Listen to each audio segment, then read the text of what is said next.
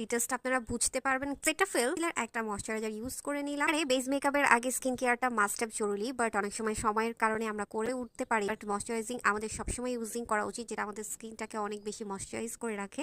Primer এলফের প্রাইমারটা আমি use করে ফেললাম আমার ফুল ফেসে। প্রাইমার ইউজ করে ফাউন্ডেশনটা জাস্ট এখন তোমরা জাস্ট পিগমেন্টটা দেখবা।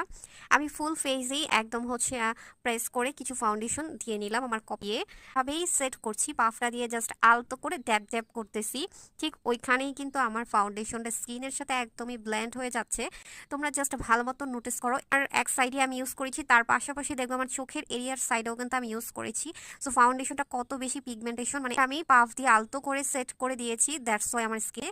তোমরা এই ফাউন্ডেশনটা পেয়ে যাবে আমাদের পেজে, ফাউন্ডেশন সাজেস্ট করে নিতে পারবেন। কেমন ফাউন্ডেশন চাচ্ছেন, কি ধরনের পিগমেন্টেশন ফাউন্ডেশন চাচ্ছেন, এই সব কিছু কোঅপারেট করে আপনাদের স্কিন টোন কেমন সব কিছু ডিটেলস শেয়ার করে আপনার পছন্দের ফাউন্ডেশনটা পেয়ে যাবেন আমাদের পেজে। ফাউন্ডেশনটা দেওয়ার পর কম্প্যাক্ট পাউডার ইউজ করে নিলাম, স্টিমেড কম্প্যাক্ট পাউডার। দেখেন জাস্ট ইউ ক্যান সি। দেন আমি টেকনিক্যাল লুজ পাউডারটা দিয়ে নিব, যেন আমার স্কিনে খুব সুন্দর হাইলাইটার এরিয়াতে, যেহেতু সামার আপনারা চাইলে ফুল ফেসেও এই লুজ পাউডারটা ইউজ করতে পারেন, এটা ব্রাশের সাহায্যে।